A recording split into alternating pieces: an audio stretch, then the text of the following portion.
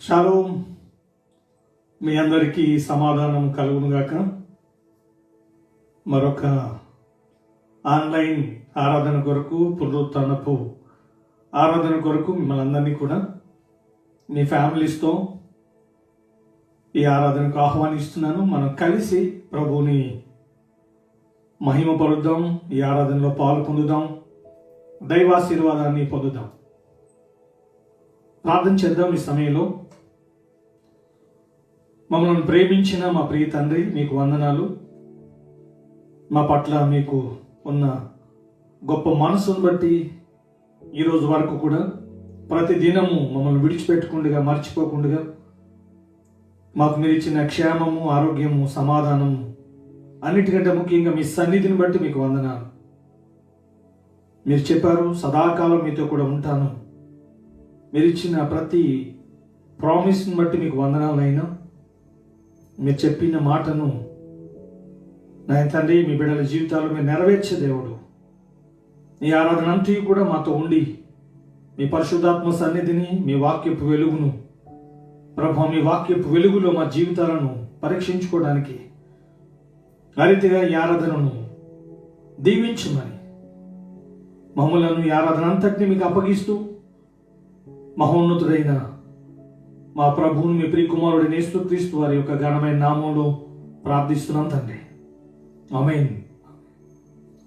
మీరు కూడా మాతో కలిసి ప్రభువుని ఆరాధించండి. మనం కలిసి ప్రభువుని ఘనపరుద్దాం. దేవునికి ఘనత, మహిమ, ప్రభావములు కలుగునుగాక.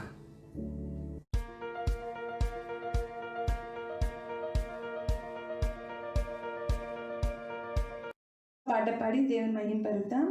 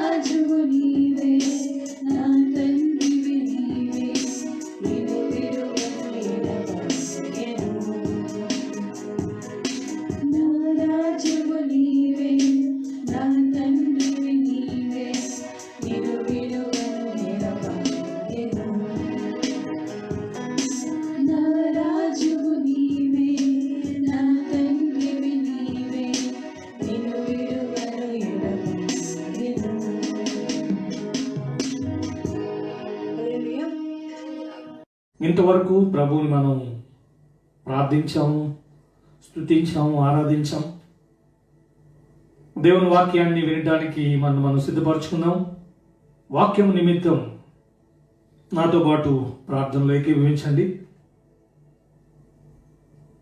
పరిశుద్ధుడు అయిన తండ్రి, మీకు వందనాలైనా మరొక పునరుత్థానపు దినపు వాక్యాన్ని బట్టి మీ కృతజ్ఞతాస్తుతులు చెల్లిస్తున్నాను.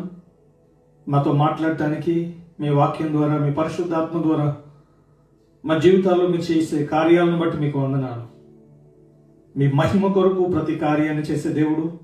ఆ రీతిగా మేము కూడా తండ్రి ప్రతి విషయంలో భోజనం చేసిన, పానం చేసిన సమస్తమును మీ మహిమ కొరకు చేయండి అని చెప్పారు. ఆ రీతిగా నన్నును ఈ మాటలు వినిచున్న వారందరినీ కూడా మీరు దీవించి మీరు మహిమ పొందమని కృతజ్ఞతాస్తుతులు చెల్లిస్తూ మీ వాక్యానికి, మీ పరిశుద్ధాత్మకు మమ్మల్ని అప్పగిస్తూ ప్రభువైన యేసు క్రీస్తు వారి యొక్క ఘనమైన నామంలో ప్రార్థిస్తున్నాం తండ్రి.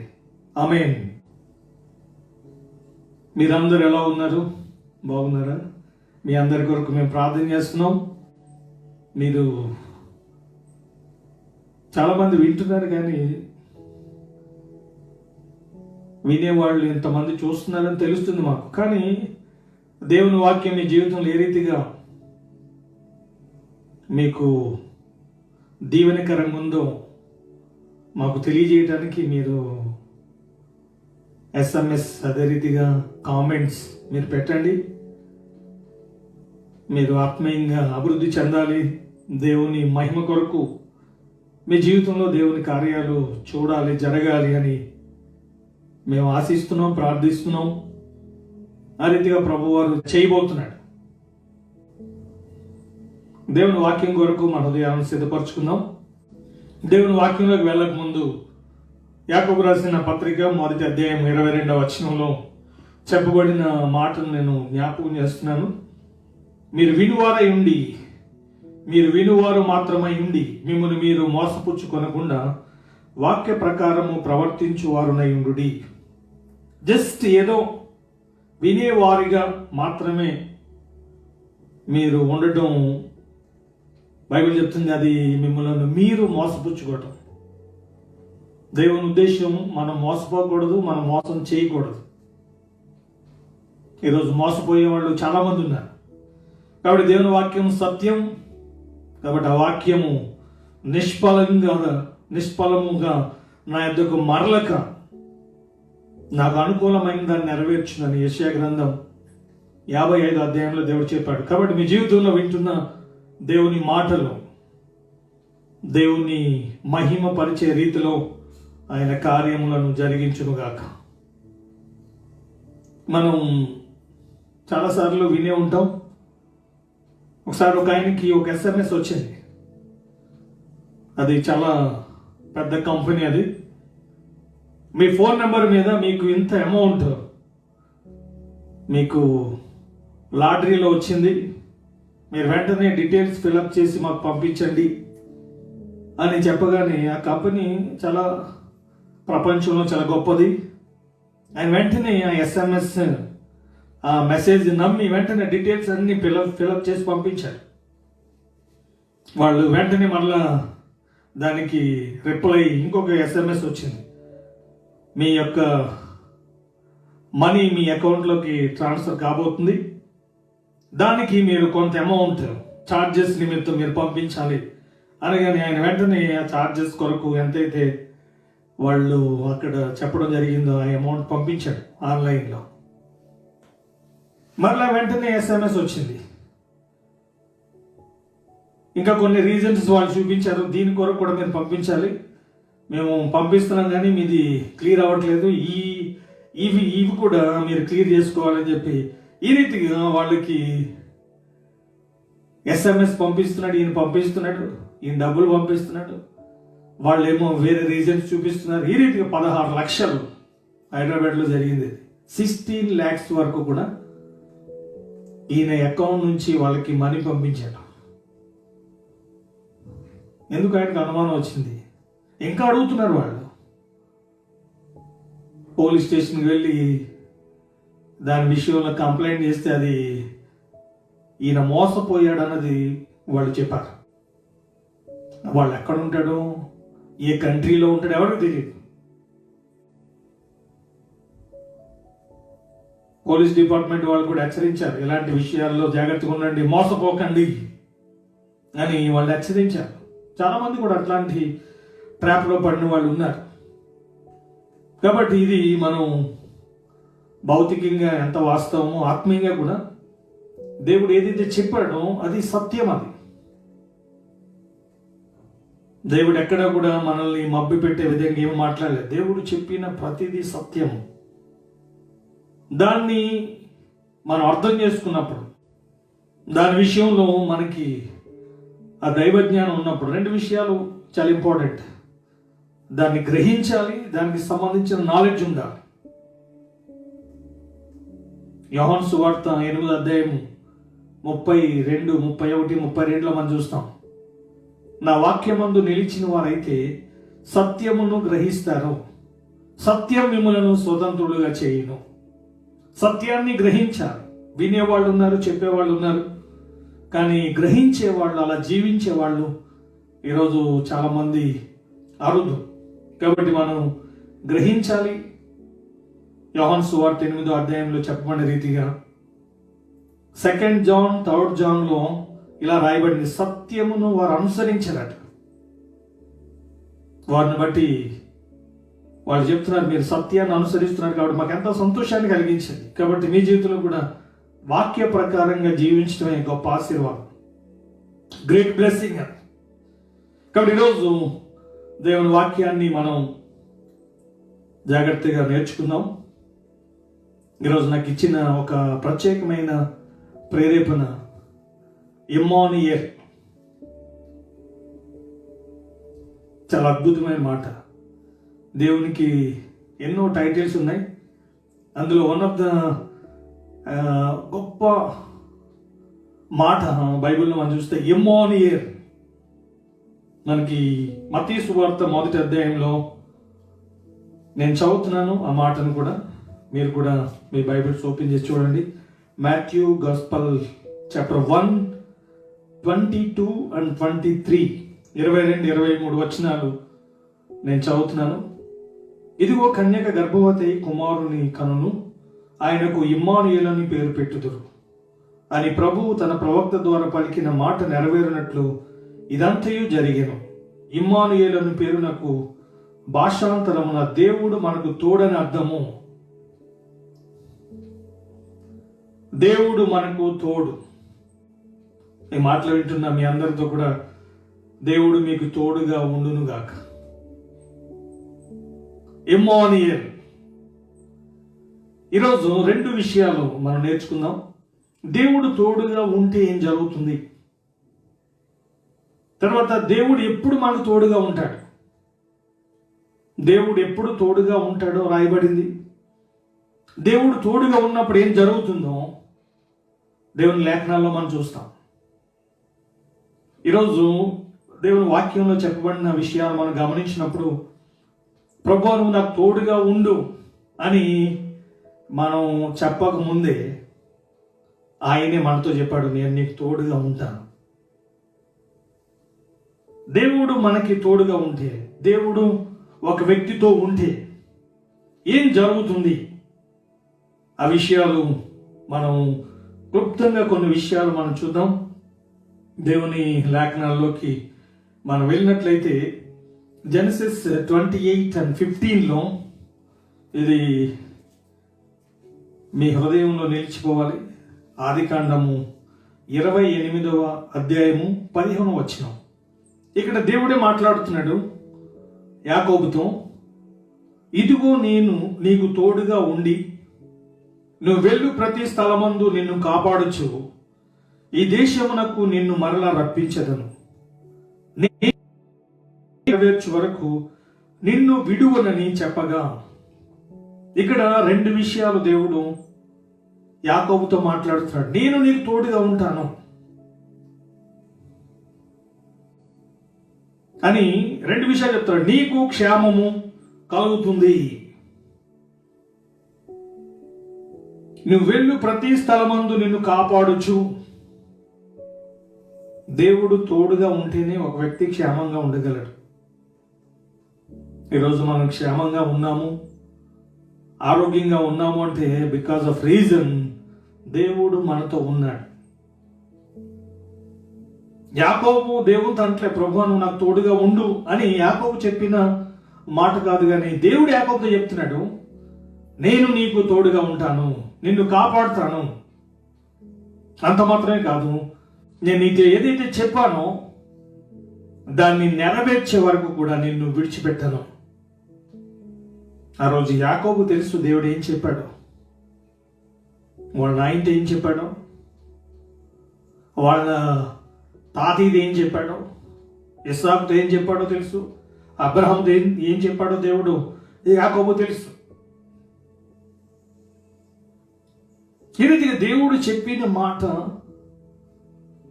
వారి హృదయాల్లో దాన్ని కలిగి ఉన్నారు. కాబట్టి దేవుడు చెప్పింది చేయటానికి, దేవుడు ఏదైతే వారికి వాగ్దానం చేశాడో, దేవుడు ఏదైతే ప్రమాణం చేశాడో అది వారి జీవితంలో నెరవేర్చడానికి వారితో దేవుడు చెప్తాడు, నేను మీకు తోడుగా ఉంటాను. ఆ రోజు వారితో మాట్లాడిన విషయాలు చాలా కొన్ని విషయాలే. ఈరోజు మనకి 66 బుక్స్ ఉన్నాయి, 66 గ్రంథాల్లో దేవుడు ఎన్ని విషయాలు చెప్పాడు. కాబట్టి దేవుని వాక్యంలో చెప్పబడింది నా జీవితంలో నెరవేరాలి అని ఎవరైతే ఆ మనసు కలిగి ఉన్నారో తప్పకుండా వారికి దేవుడు తోడుగా ఉంటాడు. నీ వాక్యం నా జీవితంలో నెరవేరాలి అని మనం దేవుని సన్నిధిలో ప్రార్థించినప్పుడు అటువంటి వారిని దేవుడు వెతుక్కుంటూ వస్తాడు. కాబట్టి ఇక్కడ యాకోబుతో చెప్తున్నాడు, దేవుడు ఆయనకి ప్రత్యక్షంగా చెప్తాడు, నేను నీకు తోడుగా ఉంటాను, నిన్ను కాపాడటానికి, అదే రీతిగా నేను ఏదైతే నీకు ప్రామిస్ చేస్తున్నా అది నెరవేర్చడానికి. ఆ రెండు జరిగినాయి ఆయన లైఫ్లో. దేవుడు తోడుగా ఉంటే క్షేమంగా ఉంటాం, దేవుడు తోడుగా ఉంటే దేవుని వాక్యం మన జీవితంలో నెరవేర్చబడుతుంది. తర్వాత మనం దేవుని వాక్యంలో మనం చూసినట్లయితే ద్వితీయోపదేశకాండం 2వ అధ్యాయం 7వ వచనంలో ఇలా రాయబడింది. అక్కడ 40 years వారు అరణ్యంలో ఉన్నారు. దేవుడు వారితో మాట్లాడుతున్నాడు. ద్వితీయోపదేశకాండంలో చాప్టర్ 2:7 నేను చదువుతున్నాను ఆ మాటను. నీ చేతుల పనులన్నిటిలోనూ నీ దేవుడని యెహోవా నిన్ను ఆశీర్వదించెను. ఈ గొప్ప అరణ్యములో నీవు 40 సంవత్సరములు సంచరించిన సంగతి ఆయన ఎరుగును. నీ దేవుడని యెహోవా నీకు తోడై ఉన్నాడు, నీకేమీ తక్కువ కాదు. దేవుడు తోడుగా ఉన్నప్పుడు క్షేమంగా ఉంటాం. దేవుడు తోడుగా ఉన్నప్పుడు దేవుడు ఏదైతే చెప్పాడో అది నెరవేర్చబడుతుంది. దేవుడు తోడుగా ఉన్నప్పుడు ఏమీ తక్కువ కాదు. అక్కడ ఏమీ లేదు. 40 years వారు అరణ్యంలో ఉన్నప్పుడు వారికి అక్కడ చూస్తే ఏమీ లేవు.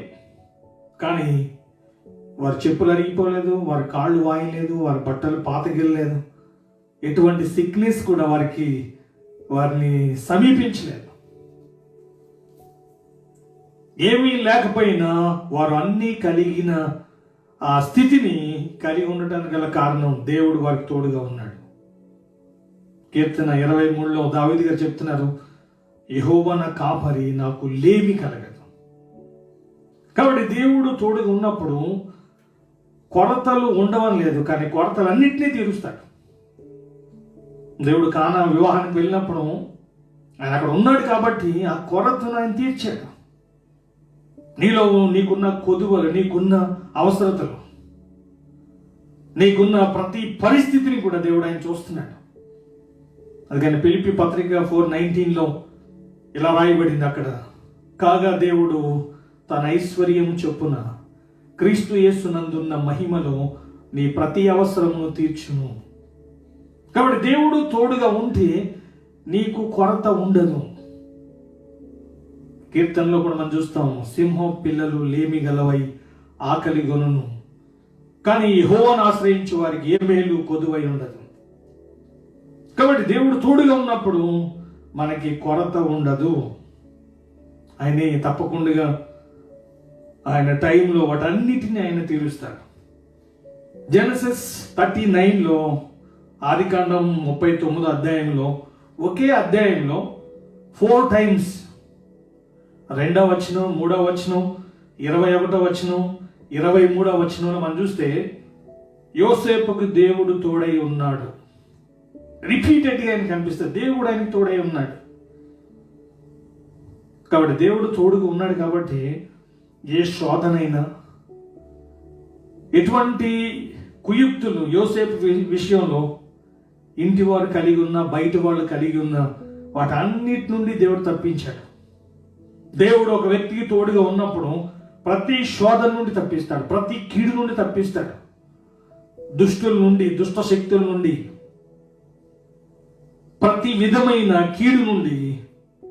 ఆ రోజు యోసేపుకి దేవుడు తోడుగా ఉన్నాడు కాబట్టి అన్నిట్లో నుండి తప్పించాడు. ఈరోజు మన జీవితంలో కూడా దేవుడు తోడుగా ఉన్నాడు అని నమ్మినప్పుడు నిన్ను కూడా, నన్ను కూడా ఆయన తప్పించాడు, తప్పిస్తున్నాడు, తప్పించబోతున్నాడు. ఇంతవరకు కూడా కరోనా నుంచి తప్పించాడు. ఇంకా ముందు కూడా తిమోతికి రాసిన 2వ పత్రిక 3వ అధ్యాయంలో అంచె దినములలో అపాయకరమైన కాలములు వచ్చును కాబట్టి వాటి నుండి కూడా తప్పిస్తాడు. పేతురు గారు రాసిన పత్రికలో ఉంటుంది, భక్తులను శోధనలో నుండి తప్పించుటకు ప్రభువు సమర్థుడు. కాబట్టి ఆయన తోడుగా ఉంటే నువ్వు తప్పించబడతాం. ఇంకా మనం చూస్తే అతడు చేసిన ప్రతి దాన్ని కూడా దేవుడు సఫలం చేశాడట. యోసేపు ఏ పని అయితే చేశాడో దాన్ని దేవుడు దీవించాడు, దాన్ని సఫలం చేశాడు. కాబట్టి దేవుడు తోడుగా ఉన్నప్పుడు నువ్వు ఏ రంగంలో ఉన్నా, అది స్టడీస్ కావచ్చు, అది జాబ్ కావచ్చు, అది బిజినెస్ కావచ్చు, అది ఏదైనా కానివ్వండి, దేవుడు దాన్ని దీవిస్తాడు, దాన్ని సఫలం చేస్తాడు. దేవుడు తోడై ఉన్నప్పుడు నువ్వు తప్పించబడతావు. నీవు చేసే ప్రతిదాన్ని కూడా దాని ప్రతిఫలాన్ని నువ్వు పొందుతావు. దేవుడు ఒక టైంలో దానికి తప్పకుండా దానికి ఇవ్వవలసిన ప్రతిఫలాన్ని ఇస్తాడు. ఈ రీతిగా సమూయేలు గ్రంథంలో మనం చూస్తాం. సమూయేలు గ్రంథంలో కూడా 28లో 18వ అధ్యాయము 28వ వచనంలో, మొదటి సమూయేలు గ్రంథం 18:28లో అక్కడ ఇలా రాయబడింది, సౌలు చూశాడట దావీదుని, దేవుడు ఆయనకి తోడుగా ఉన్నాడు. కాబట్టి దేవుడు తోడుగా ఉన్నాడు కాబట్టి దావీదుకి గొలియాతు మీద విజయాన్ని ఇచ్చాడు, ఫిలిస్తీన్ల మీద విజయాన్ని ఇచ్చాడు. ఇది ఆయనకి ఎక్కడికి వెళ్ళినా సరే దేవుడు దావీదుని ఒక ప్రత్యేకమైన భద్రత ఇచ్చాడు. ఆయన విజయాన్ని పొందడానికి గల కారణం దేవుడు ఆయన తోడుగా ఉన్నాడు. ఈరోజు మనకు కూడా శోధనల మీద, లోకం మీద, పాపం మీద, దుష్ట శక్తుల మీద ఒక మాటలో చెప్పాలంటే మనం 1 కొరింథియన్స్ 15వ అధ్యాయం 57వ వచనంలో నేను ఆ వాక్య భాగాన్ని చదువుతున్నాను. 1 కొరింథియన్స్ చాప్టర్ 15:57 చాలా అద్భుతమైన మాట ఇది. మీ బైబిల్స్ కూడా చూడండి. అయినను మన ప్రభు అయిన యేసుక్రీస్తు మూలముగా మనకు జయము అనుగ్రహించుచున్న దేవునికి స్తోత్రము కలుగును గాక. కాబట్టి దేవుడు తోడుగా ఉంటే విజయము, దేవుడు తోడుగా ఉంటే సఫలము, దేవుడు తోడుగా ఉంటే ఇది తక్కువ కాదు, దేవుడు తోడుగా ఉంటే క్షేమము, ఇంకా ఎన్నో విషయాలు ఉన్నాయి. కాబట్టి దేవుడు తోడై ఉంటే నీ జీవితంలో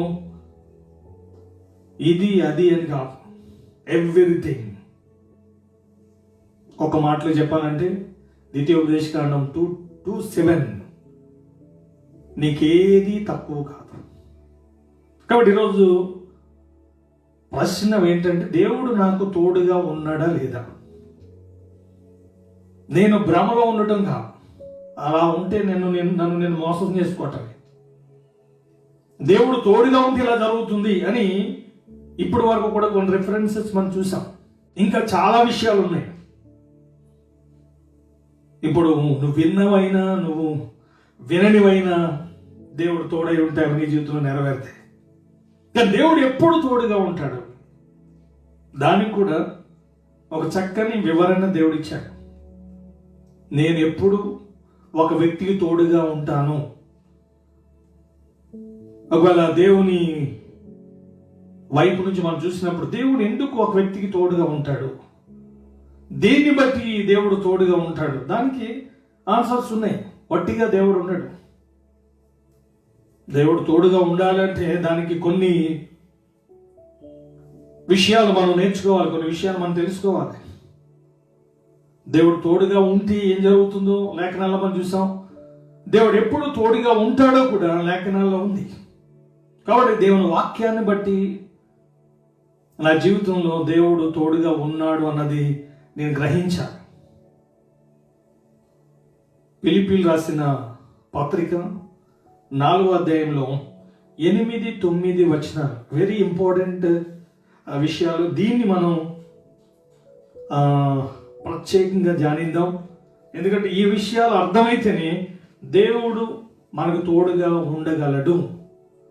ఇది నిర్ధారణ అయినప్పుడు ఇలా నేను జీవించాను, ఇలా నేను జీవించగలుగుతున్నాను, లేకపోతే ఇలా నేను జీవించాలి. ఒకవేళ ఇలా జీవిస్తే దేవునికి మహిమ కలుగును గాక. ఒకవేళ అలా లేకపోయినట్లయితే ప్రభు ఈ రోజు నుంచి నువ్వు నాకు తోడుగా ఉండే విధంగా నేను జీవిస్తాను అని ఒక కమిట్మెంట్ తీసుకున్నాడు.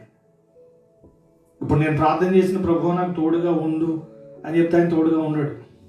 బైబిల్లో మీరు చూస్తే దేవుడు వారితో చెప్పాడు, నేనే నీకు తోడుగా ఉంటాను. ఎందుకంటే వారు ఇప్పుడు ఏదైతే మనం చదువుతున్నామో ఫిలిప్పీ పత్రిక 4:8-9 వారి జీవితంలో ఆ వాక్యము నెరవేర్చబడటం మనం చూడగలం. కాబట్టి ఇక్కడ ఈ 2 వచనాల్లో నేను చదువుతున్నాను. ఫిలిప్పీ పత్రిక చాప్టర్ 4లో దేవుడు ఎందుకు తోడుగా ఉంటాడు అన్న దానికి వాక్యంలో చెప్పబడిన వెరీ ఇంపార్టెంట్ ఆన్సర్స్ ఇవి. 8 and 9 ఫిలిప్పీ పత్రిక 4:8 and 9 నేను చదువుతున్నాను. మెట్టుకు సహోదరులారా, ఏ యోగ్యత అయినను మెప్పైనను ఉండిన ఎడల ఏవి సత్యమైనవో, ఏవి మాన్యమైనవో, ఏవి న్యాయమైనవో, ఏవి పవిత్రమైనవో, ఏవి రమ్యమైనవో, ఏవి ఖ్యాతి గలవో వాటి మీద ధ్యానముంచుకొనుడి. మరియు మీరు నా వలన ఏమి నేర్చుకొని అంగీకరించితిరో, నా యందున్నట్టుగా ఏమి వింటిరో, ఏమి చూచితిరో అట్టి వాటిని చేయుడి. అప్పుడు సమాధానకర్తయగు దేవుడు మీకు తోడై ఉండును. అప్పుడు అన్నది పైన విషయాలను బట్టి చెప్పబడింది. అలా ఉన్నట్లయితే, అలా జీవించినట్లయితే నో డౌట్ దేవుడు నీకు తోడుగా ఉంటాడు. నేను మీ నెత్తి మీద చేయి పెట్టి దేవుడి బిడ్డకి తోడుగా ఉండు అంటే దేవుడు నా ముఖం చూసి చెప్పడు. ఆయన దేవుడు 2 చూస్తాడు. నీ లోపల దైవ సన్నిధి ఉండాలి. ఈ రీతిగా నీతిమంతుని కొరకు ప్రార్థన చేసినప్పుడు దేవుడు ఆ బ్లెస్సింగ్ ఇస్ డిఫరెంట్గా ఉంటుంది. మనం ఈ వాక్యపు సత్యాన్ని గుర్తించి దేవుడు మనకి తోడుగా ఉండాలి, అలా నేను జీవించాలనే నిర్ణయంతో ముందుకు వెళ్దాం. ఇక్కడ 8వ వచనంలో వెరీ ఇంపార్టెంట్ కొన్ని స్టేట్మెంట్స్ ఉన్నాయి. ఫస్ట్ 2 విషయాలు దేవుడు మాట్లాడాడు. ఏ యోగ్యత అయినా మెప్పైన ఉండిన ఎడల. ఈరోజు మనుషులు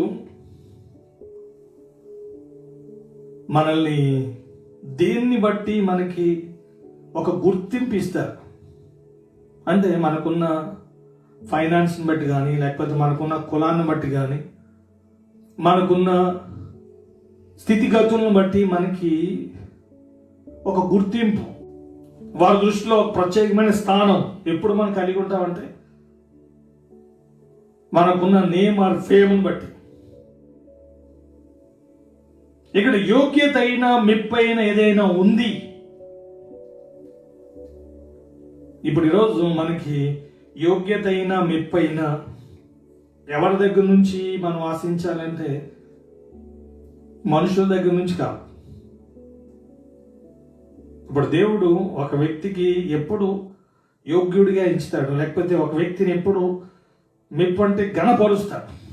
ఈరోజు చాలామంది మనుషుల ఘనతను కోరుకునే వాళ్ళు ఉన్నారు. మనుషుల ముందు గొప్పవాళ్ళుగా కనిపించాలి, మనుషులు వాళ్ళ గురించి గొప్పగా చెప్పుకోవాలి. ఎందుకంటే మత్తయి సువార్తలో ఈ రీతిగా రాయబడింది. నేను ఆ విషయాన్ని కూడా చదువుతున్నాను. యోహాను సువార్త 12:43 యోహాను సువార్త చాప్టర్ 12:43. మీరు కూడా మీ బైబిల్స్ ఓపెన్ చేసి చూడండి. 12:43. వారు దేవుని మెప్పు కంటే మనుషుల మెప్పును ఎక్కువగా అపేక్షించిరి. ఇప్పుడు చాలా మంది దేవుని మెప్పు కంటే మనుషుల మెప్పుని ఎక్కువగా కోరుకునే వాళ్ళు ఉన్నారు. మనుషుల చేత గొప్పవాళ్ళుగా పిలువబడాలి. అది శాస్త్రులు పరిశీలన యొక్క మెంటాలిటీ. అది ఇప్పుడు దేవుడు ఎవరిని గొప్పవాడిగా చూస్తాడు అని చూస్తే, దేవుని దృష్టిలో మనం చూసే విధానంలో దేవుడు చూడడు. ఒక విధంగా బైబిల్ ఇలా మనం చూస్తాం. కొరింథీ పత్రిక 1వ అధ్యాయంలో మనం చూస్తే, మీలో ఆయన మిమ్మల్ని పిలిచిన పిలుపు చూడండి అని చెప్తూ అక్కడ కొన్ని విషయాలు మాట్లాడాడు. ఆయన జ్ఞానులను సిగ్గుపరచడానికి వెర్రివారిని, బలవంతులను సిగ్గుపరచడానికి బలహీనులను, ఎన్నికైన వారిని సిగ్గుపరచడానికి ఎన్నిక లేని వారిని, తృణీకరింపబడిన వారిని దేవుడు ఆయన పిలిచినట్ట. మనకి యోగ్యత అర్హత ఇచ్చింది ఆయన. ఈరోజు లోకంలో మనకి యోగ్యత అర్హత ఉంటేనే ప్రజలు మనల్ని గుర్తిస్తారు, దాన్ని బట్టి మనకి విలువనిస్తారు. కానీ మనకి యోగ్యత ఇచ్చింది ఆయనే, ఘనత ఇచ్చింది కూడా ఆయనే. ఈరోజు మనల్ని యోగ్యులుగా మార్చాడు ఆయన పరిశుద్ధమైన రక్తం ద్వారా.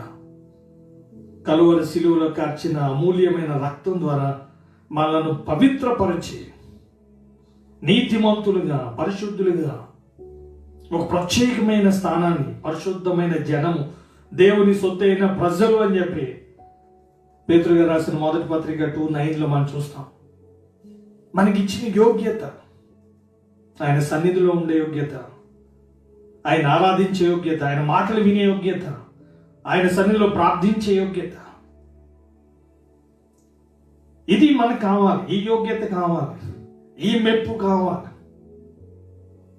మనుషులు మనల్ని నిందించిన, హింసించిన, ఆల్రెడీ మత్తయి సువార్త 5వ అధ్యాయంలో యేసుప్రభువు చెప్పారు, జనులు నా నిమిత్తం నిందించి, హింసించి మీ మీద చెడ్డ మాటలు ఎలా పలుకున్నప్పుడు మీరు ధన్యులు అంటాడు. కాబట్టి మనుషులు ఇచ్చే యోగ్యతలు మనకు అవసరం లేదు. నేను ఒకసారి ఒక పెళ్లికి వెళ్ళాను అనమాట. ఆ పెళ్లిలో ఆ పెళ్లి చేయడానికి రావాల్సిన పాస్టర్ రాలేదు. ఆయన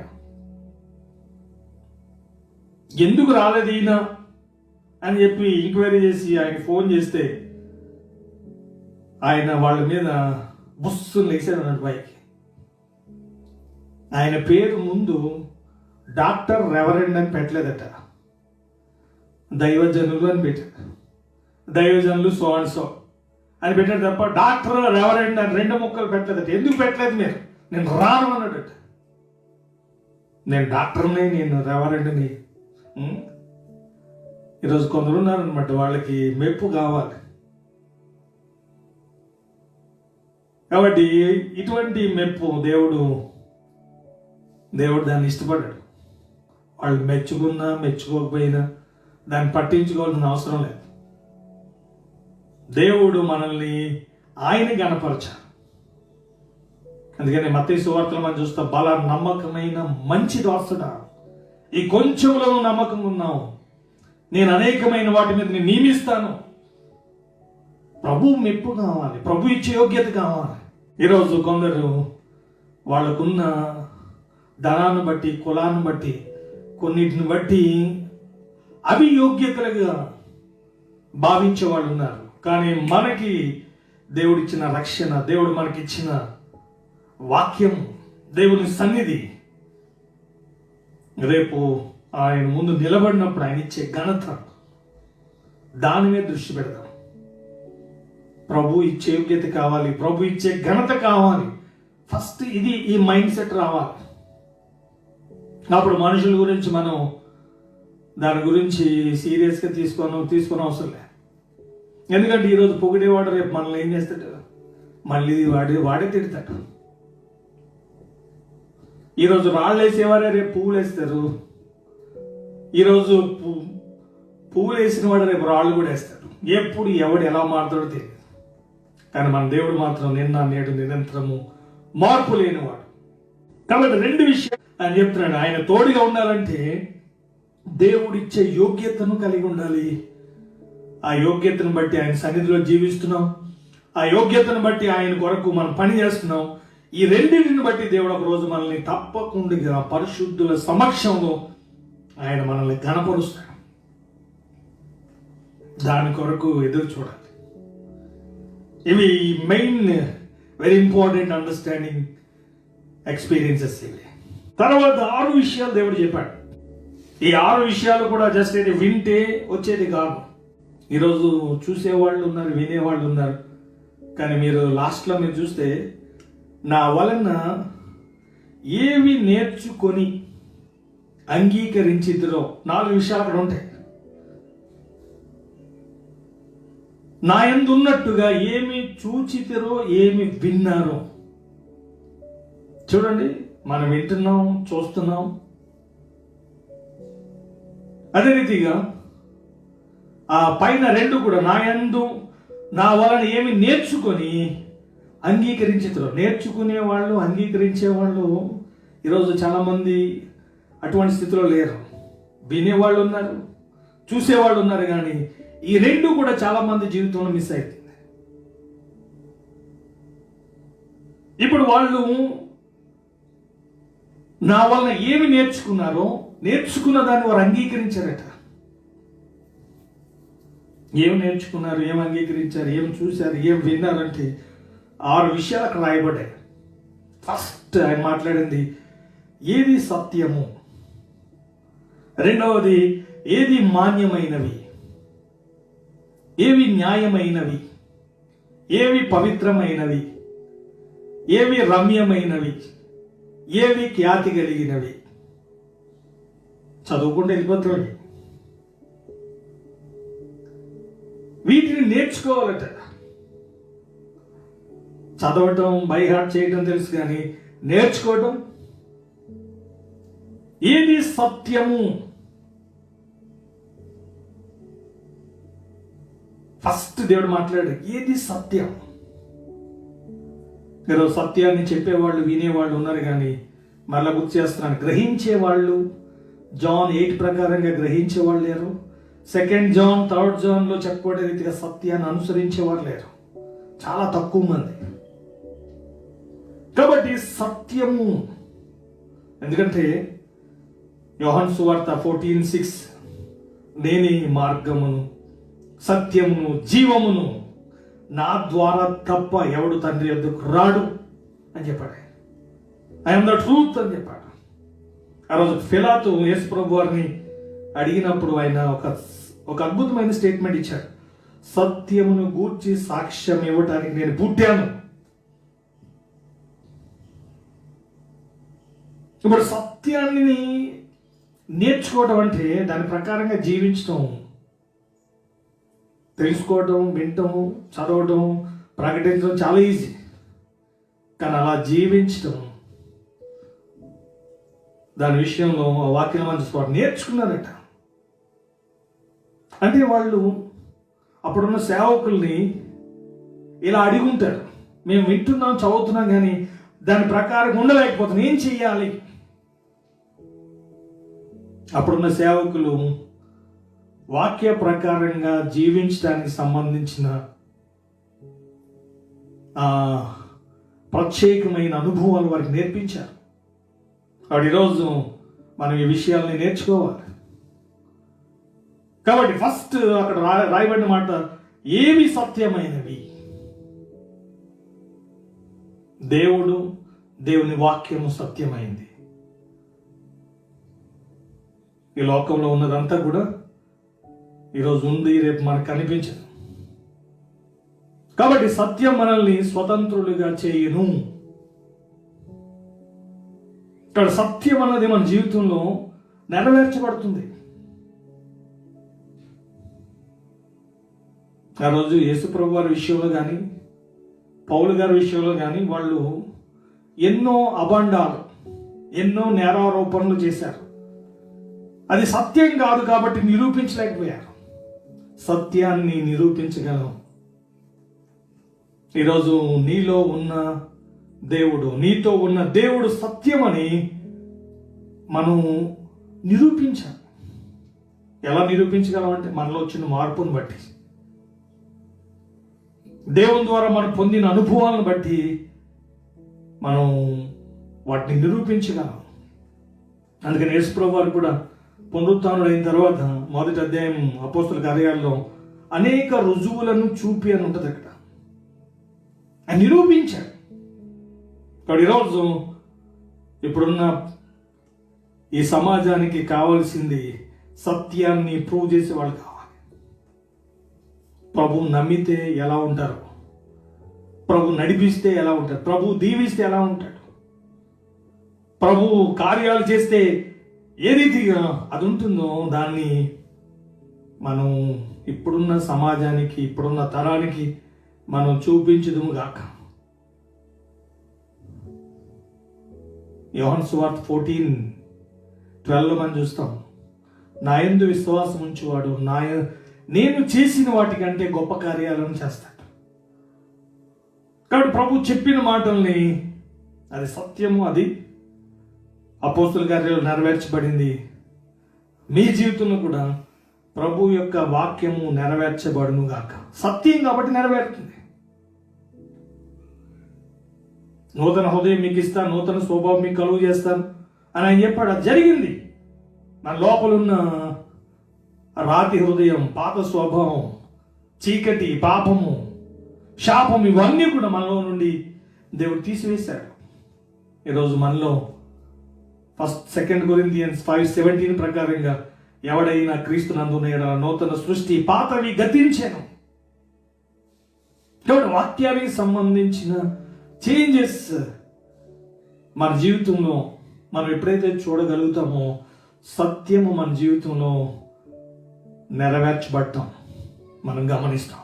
ఎప్పుడు సత్యం అన్నది మనం అనుభవించగలం అంటే వాక్యం ఎలా రాయబడింది, 31వ వచనం 8వ అధ్యాయం యోహాను సువార్తలో, నా వాక్యమందు నిలిచిన వారైతే సత్యమును మీరు గ్రహిస్తారు. సత్యం మిమ్మల్ని ఏం చేస్తుందంటే ఏదైతే అక్కడ చెప్పబడిందో అది మీ జీవితంలో నెరవేర్చబడటం మీరు చూస్తాను. మిమ్మల్ని స్వతంత్రులుగా చేస్తుంది. దైవికమైన వాటిని పొందే విధంగా, దైవికమైన వాటిని, వాగ్దానాన్ని మనం స్వతంత్రించుకుంటాం. ఈరోజు చాలా మంది హృదయాల్లో దేవుని వాక్యం నిలిచి ఉండట్లేదు. ఎందుకంటే సత్యం అని నమ్మట్లేదు.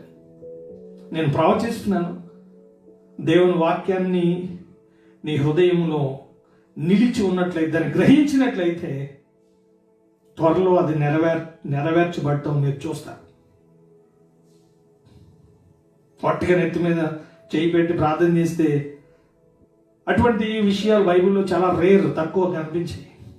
జెనసిస్లో కానీ మీరు ఓల్డ్ టెస్టిమెంట్ కానీ న్యూ టెస్టిమెంట్ కానీ మీరు చూడండి. ఓల్డ్ టెస్టిమెంట్లో ద్వితీయోపదేశకాండం 28వ అధ్యాయంలో దేవుడు చెప్పాడు, నేను ఏదైతే చెప్పాను వాటి అన్నిటిని నువ్వు అనుసరిస్తే నువ్వు ఇలా ఉంటావు. మత్తయి సువార్త 6:33లో యేసుప్రభువు చెప్పారు, మొదట నా రాజ్యమును, నా నీతిని, నా సన్నిధిని, నా మాటను మీరు వెతకండి. యేసుప్రభువు వారు కూడా జాన్తో మాట్లాడినప్పుడు నీతి యావత్తు నెరవేరినట్లు ఎలాగూ జరిగించు. ఈ రీతిగా వారు ఏదైతే చెప్పబడిందో దేవుడు కూడా ఆయన గురించి చెప్పబడిన ప్రతి మాటను కూడా ఆయన నెరవేర్చారు. ఈరోజు మన జీవితంలో కూడా దేవుని వాక్యము, అసత్యం మన జీవితంలో కూడా స్వతంత్రులుగా మార్చునుగాక. కాబట్టి మొదటి మాట సత్యము. ఏది సత్యము? దేవుడు మాట్లాడిందా, మనుషులు మాట్లాడిందా, నీకు వచ్చే ప్రేరేపణ దెయ్యాలు కూడా ప్రేరేపణలు ఇస్తాయి. కాబట్టి ఏది ట్రూత్ అన్నది దాని వైపు మనం ఉండాలి. మనం కూడా సత్య సంబంధులం. వెలుగు సంబంధులను ఉంది, నెక్స్ట్ సత్య సంబంధులం. కాబట్టి సత్యానికి సంబంధించిన గ్రహింపు, జ్ఞానము, అనుభవము ఈరోజు ఈ మాటలు వింటున్న మీ అందరికీ దేవుడు ఇచ్చును గాక. ఆమేన్. రెండవదిగా చూస్తే ఇందులో 6లో సెకండ్ మాన్యమైనవి. మాన్యం అంటే ఆనరబుల్ అని ఉంది, అంటే గౌరవప్రదమైనది. ఇప్పుడు ఆధ్యాత్మికంగా జీవిస్తే దేవుడు నీకు ఎంత ఘనత ఇస్తాడు, ఎంత ప్రయారిటీ ఇస్తాడు. సత్యాన్ని నమ్మిన వాడు, సత్యాన్ని అనుసరించే వాడికి దేవుడిచ్చే ఘనత. కాబట్టి మనం పైన కూడా చూసాం, మెప్పైన, యోగ్యత అయిన, మెప్పైన అని మన 8వ వచనం చూస్తే మళ్ళీ ఇక్కడ ఏమండి మనం చూస్తున్న సత్యమైనవి, మాన్యమైనవి. దేవుడు మనల్ని గణపరచడం మాత్రం కాదు, మనం దేవుడిని గణపరచాలి. సమూయేలు గ్రంథంలో మనం చూస్తాం, నన్ను గణపరిచే వారిని నేను గణపరుస్తాను. కాబట్టి ఈరోజు దేవుని సత్యాన్ని నేను నమ్ముతున్నానా, దాని ప్రకారంగా జీవిస్తున్నానా, ఫస్ట్ మనం ప్రశ్నించుకోవాలి. రెండవదిగా దేవుణ్ణి గణపరచాలి. ఎలా గణపరుస్తాం దేవుణ్ణి? ఆ రోజు సమూయేలుతో సౌలు చెప్తున్నాడు, ఈ బలులు అర్పించి దేవుడిని నేను గణపరుస్తాను అని చెప్పి అమాలేకీయుల దగ్గర నుంచి తెచ్చిన ఆ పశువులన్నింటినీ కూడా ఆ రీతిగా వాటిని బలులు అర్పించి దేవుణ్ణి గణపరచాలనుకున్నాడు ఆయన. కానీ ఆ రోజు సమూయేలు సౌలుతో చెప్తున్నాడు, మాట వింటే దేవుణ్ణి గణపరచడం, దేవుని మాటకు భయపడితే, దేవుని మాటకు లోబడితే అది దేవుణ్ణి గణపరచడం. కాబట్టి ఈరోజు ఫిలిప్పీ పత్రిక 4:8-9లో చెప్పబడిన విషయాలు మనం గ్రహించినప్పుడు, అలా జీవించినప్పుడు దేవుడు మన తోడుగా ఉంటాడు. రెండవది మనం చూస్తున్నాం, మాన్యమైనది. దేవుణ్ణి గణపరిచేది ఏది? నీ జీవితంలో దేన్ని బట్టి దేవుని గణపరుస్తున్నావు? అందుకని వాక్యం ఎలా ఉంటుంది? మీ దేహము దేవుని వలన మీకు అనుగ్రహింపబడి మీలో ఉన్న పరిశుద్ధాత్మకు ఆలయమై ఉన్నదని మీరు ఎరుగరా? మీ దేహముతో దేవుణ్ణి గణపరచండి. ఈరోజు మన దేహంతో దేవుణ్ణి గణపరచాలి. మన ప్రతి అవయవం కూడా దేవుని గణపరచాలి. ప్రభువుని చూడటం ద్వారా, కంటి ద్వారా నువ్వు దేవుణ్ణి గణపరుస్తున్నావు. ప్రభు గురించి మాట్లాడటం ద్వారా నీ నోటి ద్వారా దేవుని గణపరుస్తున్నావు. ప్రభు స్వరాన్ని వినటం ద్వారా నీ చెవి ద్వారా దేవుని గణపరుస్తున్నావు. ఇది మన అవయవాలన్నీ కూడా న్యూ టెస్ట్మెంట్లో 2 థింగ్స్ రాయబడ్డాయి. నీతికి సాధనాలుగా ఉండాలి, నీతి ఆయుధాలను చేపట్టాలి. ఆ రీతిగా ప్రభువుని గణపరచుదుము గాక. అర్థమైందా మీకు? ఇలా చాలా మంది కూడా దేవుడికి తోడుకున్నాడు, దేవుడికి దీవించినట్టు అర్థమవుతుంది. కానీ ఈ సత్యాలను నేర్చుకోవాలంటే కొంచెం దానికి ఓపిక కావాలి, మనసు ఉండాలి. కాబట్టి మీరు ఈ విషయాల్ని మీ పర్సనల్ లైఫ్లో ఏ రీతిగా దేవుడిని గణపరుస్తున్నారు, ఏ రీతిగా సత్యాన్ని మీరు అనుసరించగలుగుతున్నారు, సత్యాన్ని గ్రహించగలుగుతున్నారు. ఒకవేళ గ్రహించకపోతే ఏమవుతుంది? మనం నష్టపోయేది మరలా తిరిగి పొందుకోలేంది. దైవికమైన వాటిని నష్టపోతుంది. అందుకే బైబిల్ ఒక లోకమంతా సంపాదించుకొని తన ప్రాణాన్ని పోగొట్టుకుంటే మళ్ళీ ఎట్లా వస్తుంది? అది తిరిగి పొందుకోలేదు. అది కాబట్టి భూమి మీద ఉండి కానీ దీని మీద దృష్టి పెట్టండి, దీని మీద మనసు పెట్టండి అని చెప్పి చాలా క్లియర్గా వాక్యంలో మనం చూస్తాం. కాబట్టి మాన్యమైనవి దేవుణ్ణి గణపరిచే స్థితిలో ప్రతిరోజు కూడా గణపరచడం అయినా మహిమపరచడం అయినా రెండు కూడా సిమిలర్గా ఉన్నాయి. అందుకనే రోమన్స్ 14:17 ఉంటుంది, మీరు భోజనం చేసిన పానం చేసిన సమస్తమును దేవుని మహిమ కొరకు దేవుని ఘనత కొరకు చేయాలి. ఆ రోజు ఏ రోజు కూడా మంచి ఉపన్యాసం చేశాడు ఆయన. అక్కడ ఉన్న వాళ్ళందరూ కూడా ఇది దేవుని స్వరమే, మానవుని స్వరం కాదని చెప్పి రాజుని కనపరిచారు. పరిస్థితి ఏమైంది తెలుసండి, మనుషులు కనపరిస్తే ఏమైందో అదొక ఉదాహరణ. అది ఆ టైంలో హీరో చచ్చిపోయాడు, అక్కడ పురుగులు పడి చచ్చిపోయాడు. మరి ఎంత ఘోరం చూడండి. అంటే మనుషులు కనపరిస్తే ఇంత డేంజర్ అనమాట. అందుకని ఆల్రెడీ న్యూ టెస్ట్మెంట్ యేసుప్రభువు చెప్పారు, మనుషులు మిమ్మల్ని పొగిడినప్పుడు మీకు శ్రమ అంటున్నాయి. అంటే ఇప్పుడు నన్ను తిట్టమని కాదు. కొందరు మామూలుగానే కొందరికి డబ్బా పడటం బాగా అలవాటు. సత్యాన్ని ఉన్నట్టుగా ఒకవేళ తప్పు చేసినా వారికి దాని విషయంలో ఖండించాలి, అది కూడా కరెక్ట్ అని చెప్పాలనుకోండి. కొందరు వాళ్ళు మంచి చేసిన, ఎందుకంటే మీరందరూ చూసే ఉంటారు, వాడు బ్రతుకున్నప్పుడు ఎలా జీవించాడో అందరూ తెలుసు. కానీ చచ్చిపోయినప్పుడు మాత్రం వాడిని ఎంత మంచివాడో, వాడు ఇలా చేశాడు అలా చేశాడు, వాడి సమాధి మీద కూడా నీతిమంతుని జ్ఞాపకం చేసుకున్నట్ట ఆశీర్వాదం. వాడు తాగుబోతుడైనా సరే. ఈరోజు మనుషులు కూడా అలాంటి పరిస్థితుల్లో ఉన్నారు, మనం చూస్తున్నాం. కాబట్టి మనుషుల్ని మనం గణపరచడం కానీ వాళ్ళ చేత మనం గణపరచుకోవడం కానీ అది దాన్ని పక్కన పెట్టాలి. ప్రభువుని గణపరచాలి. నేను ప్రవచిస్తున్నాను, ఎవ్రీడే నిన్ను బట్టి నీ కుటుంబాన్ని బట్టి ప్రభువుకి ఘనత మహిమ కలుగును గాక. ఆమేనందాం. ప్రభు నీ ఘనత కొరకు నన్ను దీవించు, నీ ఘనత కొరకు నీ మహిమ కొరకు నన్ను స్వస్థపరచు, నన్ను నడిపించు, ఈ పరిస్థితులన్నిటి నుంచి నన్ను తప్పించు అని ఈ మాట మీరు మీ ప్రార్థనలో యాడ్ చేయండి. నీకు మహిమ రావాలి ప్రభు, దీన్ని బట్టి నీకు మహిమ రావాలి. ఇప్పుడు అవమానం వచ్చింది, నువ్వు దాన్ని ఘనత కింద మారుస్తావు.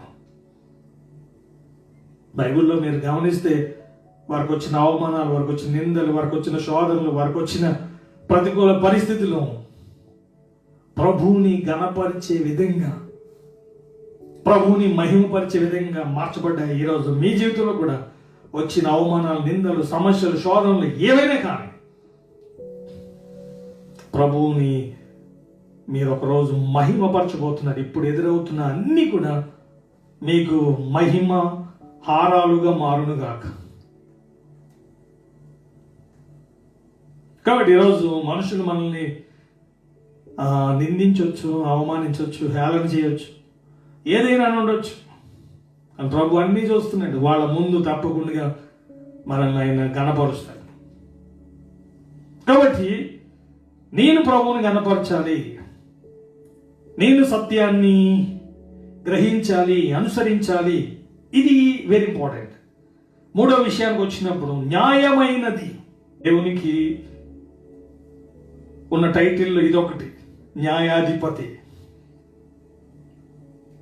మెనే టెకేలు పార్సిని. అందులో మధ్యలో ఒక మాట ఉంటుంది. ఫస్ట్ ఏమో నీ ప్రభుత్వం యొక్క లెక్క ముగించబడింది. సెకండ్, నిన్ను కూడా దేవుడు త్రాసులో చూశాడు, నువ్వు తక్కువగా కనపడ్డావు, కాబట్టి నీ చాప్టర్ కూడా క్లోజ్. నీ రాజ్యం సంగతి క్లోజ్ అయింది, నీ చాప్టర్ కూడా క్లోజ్ అయింది. ఈ రోజు నుంచి నీ ప్రభుత్వం మాదీయులకు, పారసీకులకు అది నేను అప్పగించేస్తాను. దేవుడు న్యాయవంతుడు. 2 కొరింథియన్స్ 5:10 ఉంటుంది, మనం ఈ దేహంతో ఉన్నంత కాలం మనం మంచివి చేసినా చెడ్డవి చేసినా ఏ క్రియలైతే చేశామో క్రీస్తు న్యాయపీఠం ఎదుట వాటన్నిటి యొక్క ఫలం పొందటానికి ఒకరోజు నిలబడతాం అని చాలా క్లియర్గా అక్కడ రాయబడింది. కాబట్టి ఆ న్యాయవంతుడు నువ్వు చేసినప్పుడు తప్పకుండా దానికి ప్రతిఫలం ఇస్తాడు. అందుకనే మీరు శిలువ మీద యేసు ప్రభు వారికి ఇరు ప్రక్కల కుడి వైపున ఒకడు ఎడమ వైపున ఒకడు ఇద్దరు దొంగలు ఉన్నారు. అందులో మొదటోడు వాడు ఏమంటాడంటే, నువ్వు కిందకి వెళ్ళిపో, నువ్వు దిగిపో, నువ్వు రక్షించుకో, మమ్మల్ని కూడా రక్షించు, నువ్వు దేవుని కుమారుడు కదా,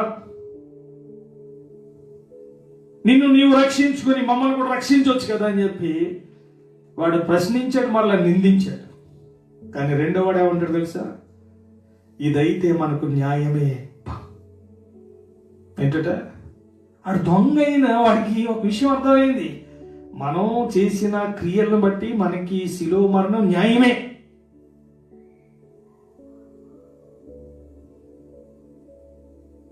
దీనికి మనం అర్హులం. కానీ ఈయన ఏ పాపం చేయలేదు, ఈయనకి ఈయనకి మాత్రం ఇది అని చెప్పి ఆయన దాన్ని అంగీకరించలేదు.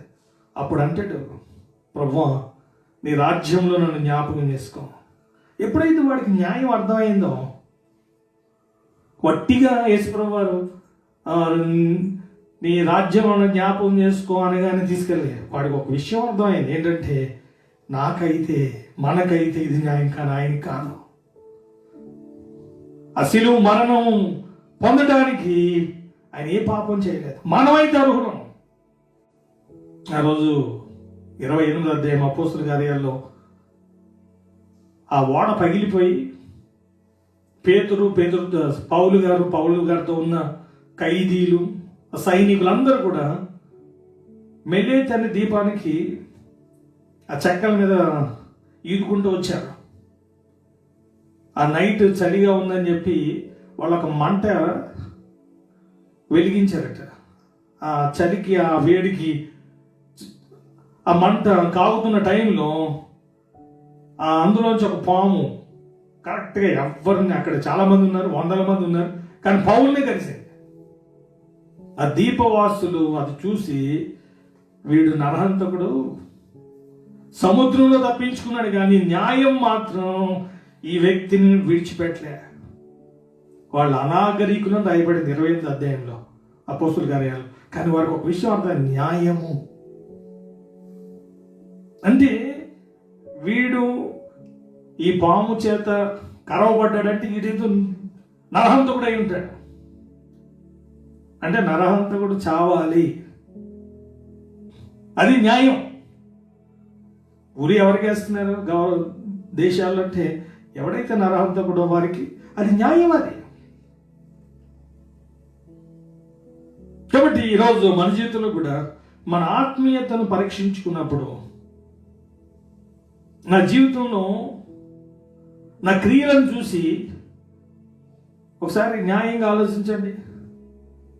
నీ విశ్వాసాన్ని చూసి, నీ పరిశుద్ధతను చూసి, నీ ఆసక్తిని చూసి, నీ భారాన్ని చూసి, నీ కన్నీటిని చూసి దేవుడు ఒకవేళ దీవించలేదనుకోండి, అది న్యాయం కాదు. నువ్వేమో సినిమాలు, సీరియల్, నీ కథలు, నీ కార్యక్రమాలు అన్నీ చేసుకుంటావు. ఈరోజు కొందరు ఉన్నారు, మీకు తెలుసు మీరేంటో, మీ మనస్సాక్షి మన మీద దోషారోపణ చేస్తుంది. ఆ రోజు శతాధిపతికి అంత విశ్వాసం ఎక్కడిది? యేసుప్రభు వారు ఆ వ్యక్తిని చూసి, ఇశ్రాయేల్లో నేను ఇంత విశ్వాసం ఎవరిలో చూడలేదని చెప్పడానికి కారణం ఏంటి తెలుసా? ఆ రోజు ఆయన పంపించిన వ్యక్తులు యేసుప్రభు వారితో ఒక సాక్ష్యం చెప్పారు. అతడు నీ వలన మేలు పొందడానికి యోగ్యుడు, న్యాయమే. అతడు సమాజ మందిరాన్ని కట్టించాడు, ఈ రీతిగా మన వాళ్ళందరినీ ప్రేమించాడు. కాబట్టి దేవుడు న్యాయవంతుడు. నా ముఖం నీ ముఖం చూసి దేవుడు దీవించాడు, మన క్రియలను బట్టి దేవుడు దీవిస్తాడు. కాబట్టి మనం దేవుని న్యాయపీఠం ఎదుట ఒకరోజు నిలబడబోతున్నాం. మరి ఎటువంటి తీర్పు మనం వినబోతున్నాం? ఆయన ఆ రోజు తీర్పు తీరుస్తాడు. మత్తయి సువార్తలో మనం చూస్తాం, కుడివైపున ఉన్న వారిని చూసి ఓన్లీ 2 స్టేట్మెంట్స్, అక్కడ ఆర్గ్యుమెంట్స్ ఏమి లేవు. ఒక లాయర్ని తీసుకెళ్ళి వాదించడానికి కూడా మనకు అవకాశం లేదు. Only direct judgement. అది కుడివైపున ఉన్న వారిని చూసి, నా తండ్రి చేత ఆశీర్వదింపబడిన వారులారా, లోకం పుట్టినది మొదలుకొని మీ కొరకు సిద్ధపరచబడిన రాజ్యంను స్వతంత్రించుకోనండి. నా తండ్రి చేత శపించబడిన వాళ్ళ అపవాదికి వారి అనుచరులకు నియమింపబడిన నిత్య నరకానికి పొండి. ఫైనల్ జడ్జిమెంట్, ఆయన న్యాయపీఠం ఎదుట మనం నిలబడబోతున్నాం. ఆయన న్యాయవంతుడు. ఈ విషయాన్ని గుర్తుపెట్టుకోవాలి, ఆయన న్యాయవంతుడు. దాన్ని బట్టి ఆయన ఏదైనా చేస్తాడు. నేను దీవించడమా, ఏ రీతిగా శపించడమా, రెండు ఆయన చేతిలో ఉన్నాయి. మరణం ఆయన చేతిలో ఉంది, ఆశీర్వాదం ఆయన చేతిలో ఉంది. జీవం ఆయన చేతిలో ఉంది, శాపం ఆయన చేతిలో ఉంది, ఆశీర్వాదం ఆయన చేతిలో ఉంది.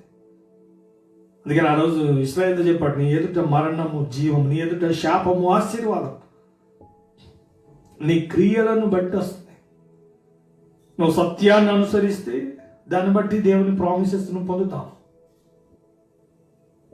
కాబట్టి మనం గమనించినట్లయితే న్యాయము మూడవది, అది మన మైండ్లో ఉండాలి.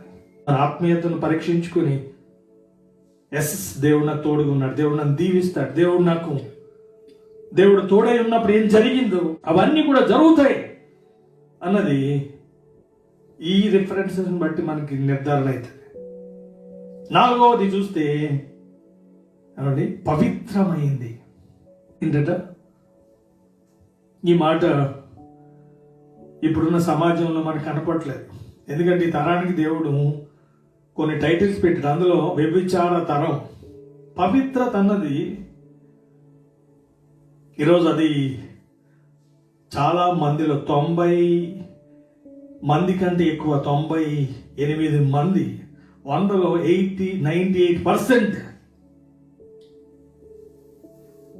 పవిత్రంగా జీవించేవారు కనపడలేదు. ఎందుకంటే ఆ రోజు ఇశ్రాయేలీలో జాషువా, కాలేబులు మాత్రమే ఉన్నారు.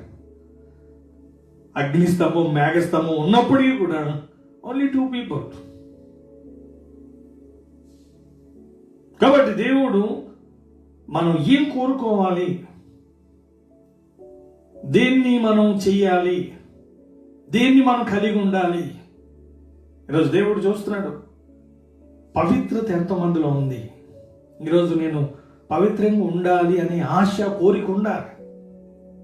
మత్తయి సువార్త 5వ అధ్యాయంలో చెప్పాడు, నీతి కొరకు ఆకలి దప్పులు గలవారు ధన్యులు, ధన్యతల్లో హృదయ శుద్ధి గలవారు ధన్యులు, వారు దేవుణ్ణి చూస్తారు. కాబట్టి పవిత్రమైంది. అందుకని దేవుడు చెప్పాడు, నేను పరిశుద్ధుడను కనుక మీరును పరిశుద్ధులై ఉండండి. ఈరోజు లోకంలో చాలా విషయాలు మనం వింటాం. దేవుళ్ళుగా పూజించబడే వాళ్ళు ఉన్నారు, వాళ్ళు చెప్తారు పవిత్రంగా ఉండమని, కానీ వారు అలా లేరు. కానీ వాక్యం మనం చూస్తాం, మన దేవుడు ఎలా ఉన్నాడో అలాగే మనం ఉండమన్నాడు. నేను పరిశుద్ధుడను, మిమ్మల్ని పిలిచిన వాని పిలుపు చూడుడి అని చెప్తాడు ఆయన. నేను చదువుతున్న రిఫరెన్స్ కూడా పేతురు గారు రాసిన మొదటి పత్రికలో ఆ మాట రాయబడింది. పేతురు గారు రాసిన మొదటి పత్రిక 1వ అధ్యాయం 14-16 కూడా, నేను పరిశుద్ధులై ఉన్నాను కనుక మీరును పరిశుద్ధులై ఉండుడని రాయబడి ఉన్నది. కాగా మీరు విధేయులకు పిల్లలై మీ పూర్వపు అజ్ఞాన దశలో మీకుండిన ఆశలను అనుసరించి ప్రవర్తింపక, మిమ్మును పిలిచిన వాడు పరిశుద్ధుడైన ప్రకారం మీరును సమస్త ప్రవర్తన యందు పరిశుద్ధులై ఉండుడి. ఆయన క్యారెక్టర్ చూస్తే దేవుని వాక్యమైన పరిశుద్ధ గ్రంథం, హోలీ బైబిల్, దేవుని ఆత్మ కూడా హోలీ స్పిరిట్, హెవెన్ కూడా పరిశుద్ధమైన పట్టణం, ప్రకటన గ్రంథం మనం చూస్తాం. కాబట్టి ఆయన రాజ్యం, ఆయన మాట, ఆయన ఆత్మ, ఎవ్రీథింగ్, హెవెన్ అంతా కూడా. అందుకని అక్కడ వినపడే స్వరం కూడా ఏంటి తెలుసా? హోలీ, హోలీ, హోలీ, పరిశుద్ధుడు, పరిశుద్ధుడు, పరిశుద్ధుడు. హెవెన్లో ఏ కార్నర్కి వెళ్ళినా సరే ఒకే ఒక శబ్దం వినిపిస్తుంది మనకి. నిన్న శబ్దం ఏంటంటే పరిశుద్ధుడు, పరిశుద్ధుడు. ప్రతిరోజు కూడా ఆ మాట మనం ఎన్నిసార్లు మాట్లాడితే అంత పరిశుద్ధతకు సంబంధించిన అనాయింటింగ్ రిలీజ్ అవుతుంది. ఏది మాట్లాడుతుంది మనం చూస్తాం, ఏదైతే వింటామో దాని ఎఫెక్ట్ మన మీద పడుతుంది.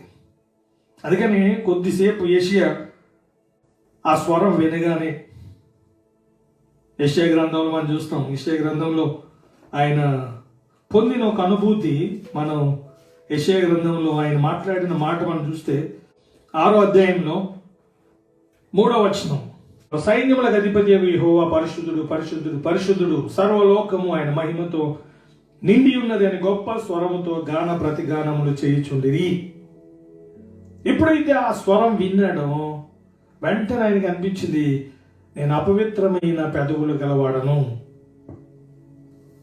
5వ వచనంలో ఆయన చెప్తున్నాడు, అయ్యో నేను అపవిత్రమైన పెదవులు గలవాడను, అపవిత్రమైన పెదవులు గల జనుల మధ్య నివసించువాడను, నేను నశించి తిని రాజును సైన్యములకు అధిపతి యెహోవాను నేను కన్నులారా చూచి తిననుకొంటిని. అప్పుడు ఆ శరాపుల్లో ఒకడు తాను బలిపీఠం నుండి కారుతో తీసే నిప్పును చేత పట్టుకుని నా యుద్ధకు ఎగిరి వచ్చి నా నోటికి దాన్ని తగిలించాను. ఈరోజు మన హృదయాలు, మన పెదవులు, మన అవయవాలన్నీ కూడా వాక్యపు అగ్నితో కాల్చబడును గాక.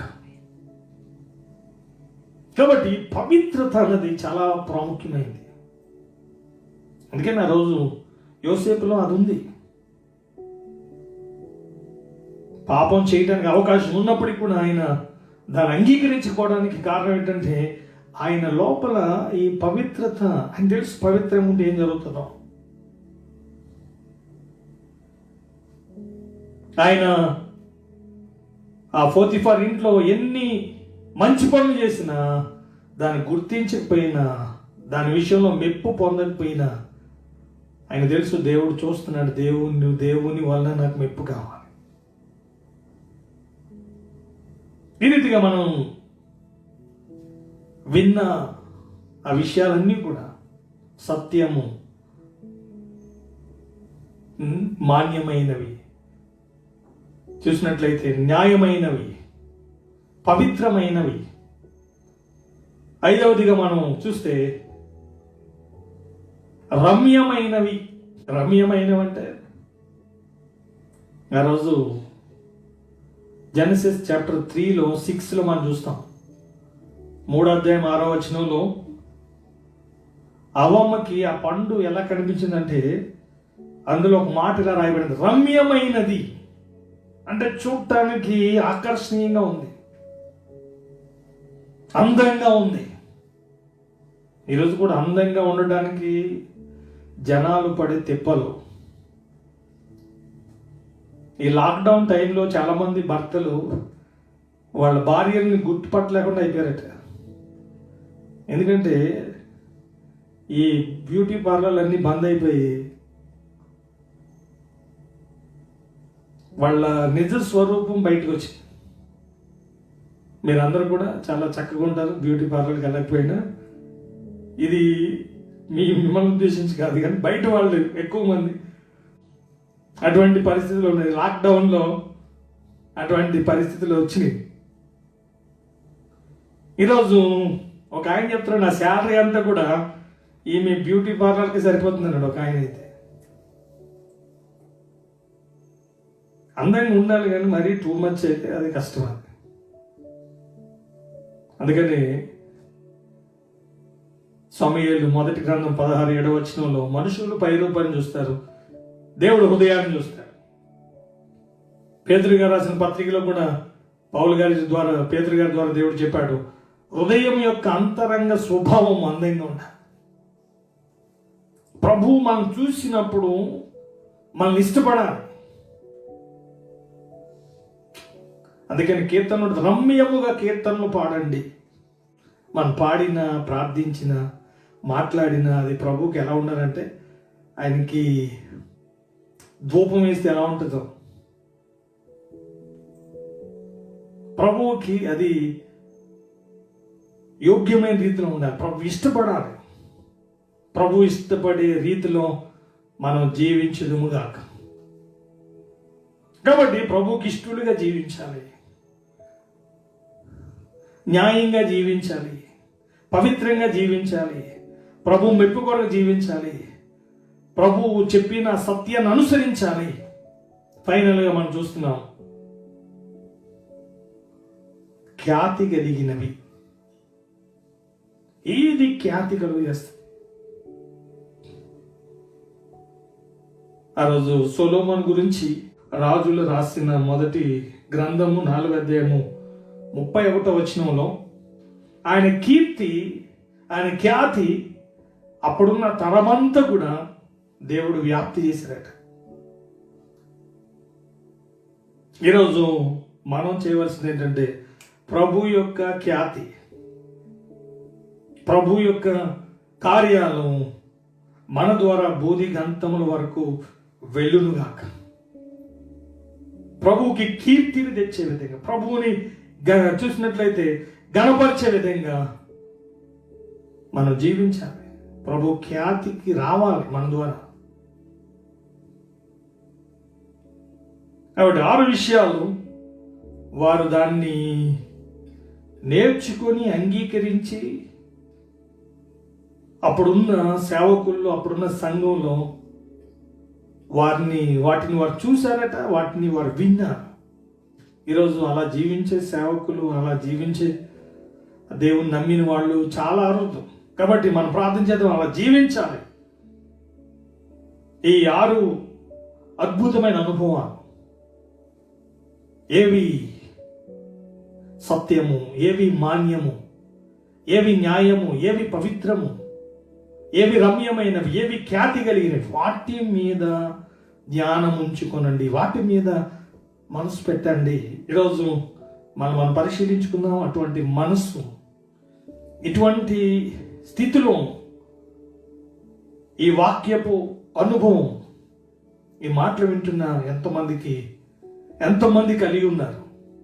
ఈ 6 ఎక్స్పీరియన్స్, ఈ 6 కలిగి ఉంటేనే పైన దేవుడు మనల్ని యోగ్యులుగా ఎంచుతాడు. అంత మాత్రమే కాదు, ఆయన మనలను గణపరుస్తాడు. కాబట్టి ఈ 6 ఎవరికైతే, ఈ 6 ఆత్మీయ అనుభవాలు ఎవరికైతే లేవో వారు స్టార్టింగ్ అప్పుడు ఒక రెఫరెన్స్ మీకు గుర్తు చేశాను. యాకోబు రాసిన పత్రిక 1వ అధ్యాయం 22వ వచనం, మీరు వినువారై ఉండి మిమ్మల్ని మీరు మోసపుచ్చుకొనవద్దు, వాక్య ప్రకారంగా ప్రవర్తించండి. అలా ప్రవర్తించినప్పుడు ఈ ఫిలిప్పీ పత్రిక 4వ అధ్యాయం 8, 9 వచనాలు మీరు గ్రహించినప్పుడు, అలా వాటిని అనుసరించినప్పుడు దేవుడు మీకు తోడై ఉంటాడు. దేవుడు మీకు తోడై ఉంటే మీకు ఏది తక్కువ కాదు. దేవుడు మీకు తోడై ఉంటే మీకు విజయం కలుగుతుంది. దేవుడు మీకు తోడై ఉంటే దేవుడు చెప్పింది నెరవేరుతుంది. దేవుడు మీకు తోడై ఉంటే మీరు చేసే ప్రతీది కూడా ఆశీర్వాదకరంగా మారుతుంది. అటువంటి కృప దేవుడు మనకి తన కృపను బట్టి అనుగ్రహించును గాక. God bless you. ప్రార్థన చేద్దాం.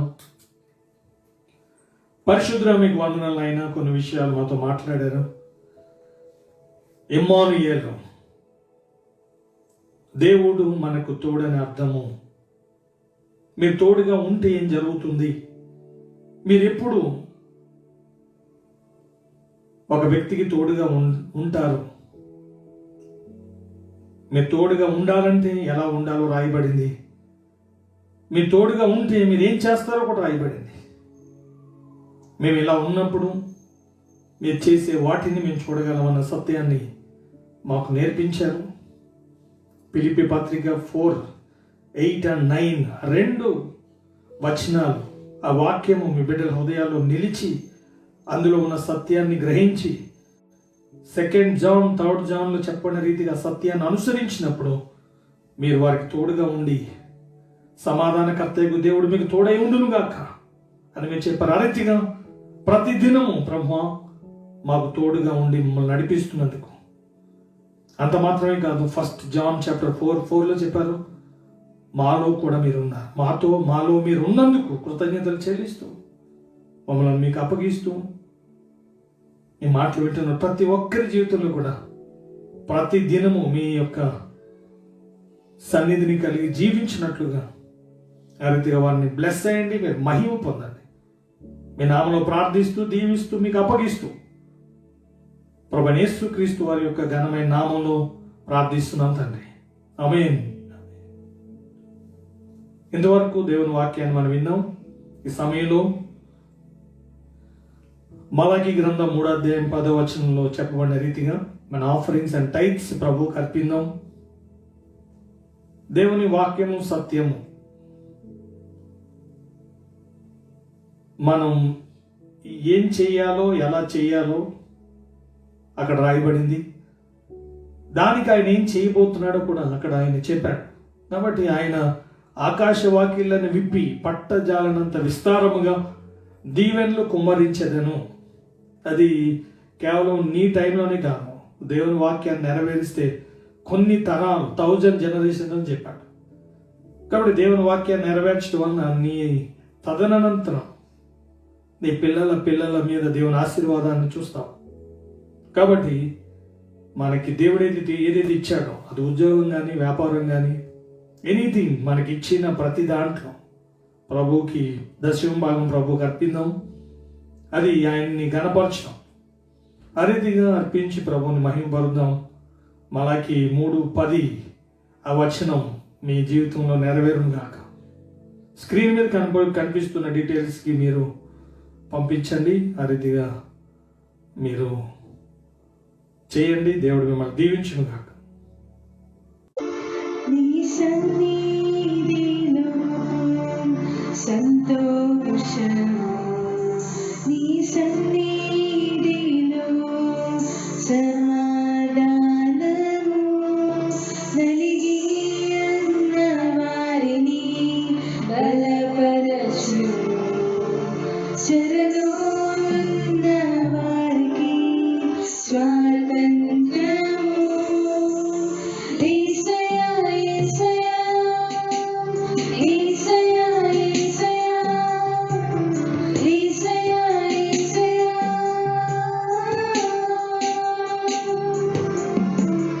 యేసయ్యా యేసయ్యా యేసయ్యా యేసయ్యా యేసయ్యా నీ సన్నిధిలో సంతోషము, నీ సన్నిధిలో సమాధానము, నలిగి ఉన్న వారిని బలపరచు, చెరలో ఉన్న వారికి స్వాతంత్ర్యము. యేసయ్యా యేసయ్యా యేసయ్యా యేసయ్యా యేసయ్యా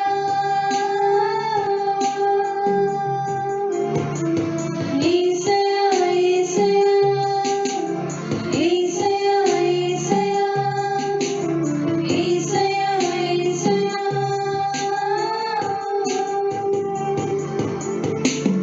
నాలో నీవు, నీలో నేను, నా కొరకే నీవు, నీ కొరకే నేను. నాలో నీవు, నీలో నేను, నా కొరకే నీవు, నీ కొరకే నేను. యేసయ్యా యేసయ్యా యేసయ్యా యేసయ్యా యేసయ్యా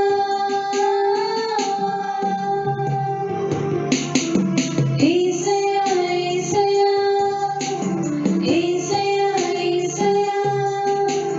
యేసయ్యా యేసయ్యా నీలోనే నే ఉంటాను, నీలోనే జీవిస్తాను, విడువను ఎడబాయను, మరువగా ప్రేమిస్తాను. నీలోనే నేనుంటాను, నీలోనే జీవిస్తాను, విడువను ఎడబాయను, మరువగా ప్రేమిస్తాను. చివరి ప్రార్థన ఆశీర్వాదంతో మనం సెలవు తీసుకుందాం. మీ ప్రేయర్ రిక్వెస్ట్ ఏమైనా ఉన్నట్లయితే మాకు తెలియజేయండి. మాతో పాటు ప్రతి వారం కూడా ఈ ఆరాధనలో పాలు పొందండి. మీకు తెలిసిన వారికి, మీ స్నేహితులకు, బంధువులకు కూడా మీరు ఈ ఆన్లైన్ ఛానల్ని పరిచయం చేయండి, షేర్ చేయండి. ఇంకెవరైతే సబ్స్క్రైబ్ చేయలేదో సబ్స్క్రైబ్ చేయండి. మీ ప్రేయర్ రిక్వెస్ట్లు కామెంట్స్ పెట్టండి. ఆత్మీయంగా మీరు ఏదైనా నేర్చుకోవాలని ఆశ ఉంటే తప్పకుండా మేము సిద్ధంగా ఉన్నాం. ఆత్మీయంగా మిమ్మల్ని నడిపించడానికి, బలపరచడానికి, దేవుని వాక్యపు వెలుగులో నడిపించడానికి, ఈ రీతిగా దేవుని వాగ్దానాలు పొంది దేవుని రాజ్యంలో మనం ప్రవేశించడానికి దేవుడు మన కొరకు ఆయన ఎదురు చూస్తున్నాడు. కాబట్టి ఈ విషయాల్ని మీరు ఆలోచించండి, దాని ప్రకారంగా నిర్ణయాలు తీసుకోనండి. దేవుడు మిమ్మల్ని దీవించును గాక. చివరి ప్రార్థన ఆశీర్వాదంతో మనం సెలవు తీసుకుందాం. మహోన్నతుడైన మా ప్రియ తండ్రి, మీకు వందనాలు. ఇంతవరకు కూడా కొన్ని విషయాలు మాతో మాట్లాడారు. ఈ మాటలు వింటున్న ప్రతి ఒక్కరిని కూడా మీ యొక్క కష్టాలకు వారిని అప్పగిస్తున్నాను. మీరైతే మేము చెప్పకముందే మాతో ఉండాలని, మమ్మల్ని నడిపించాలని, మాకు మేలు చేయాలని ఆ రోజు యాకోబుతో చెప్పిన రీతిగా నేను నిన్ను కాపాడుతాను, నేను నీతో చెప్పింది నెరవేర్చే వరకు నేను విడిచిపెట్టను, నీకు తోడుగా ఉంటానని తండ్రి ఆ రోజు వారితో మీరు చెప్పారు. అలా వారిని క్షేమంగా, ఆశీర్వాదకరంగా ఈరోజు మాకు ఒక మాదిరికరంగా వారిని ఉంచిన విధంగా మమ్మలను కూడా ఈ తరానికి, రాబోయే తరాలకు ప్రభువా మమ్మలను మీకు సాక్షులుగా, మీకు ఇష్టలుగా మమ్మలను వారిగా మీరు దీవించి మహిమ పొందమని ప్రార్థిస్తూ, మీ బిడ్డలు అర్పించిన ఆఫరింగ్స్ అండ్ టైట్స్ మీరు జ్ఞాపకం చేసుకోనండి.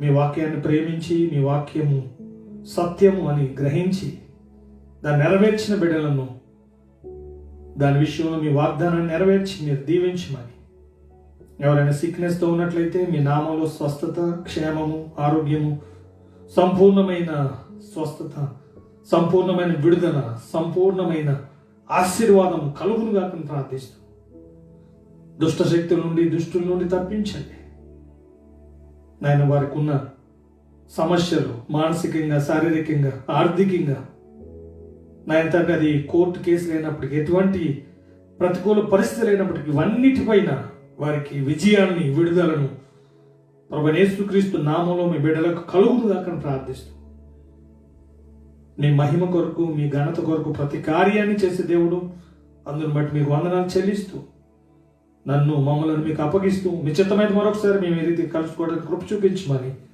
ప్రభువైన యేసుక్రీస్తు వారి యొక్క ఘనమైన నామంలో ప్రార్థిస్తున్నాం తండ్రి. ఆమేన్. మన తండ్రి అయిన దేవుని ప్రేమయు, ప్రభువైన యేసుక్రీస్తు వారి కృపయు, పరిశుద్ధాత్ముని యొక్క అన్యోన్య సహవాసము, సమాధానము, ఆశీర్వాదము మనకు పరిశుద్ధులందరికీ ఇప్పుడు ఎల్లప్పుడూ సదాకాలము తోడై ఉండునుగాక. ఆమేన్. అందరికీ వందనాలు. God bless you.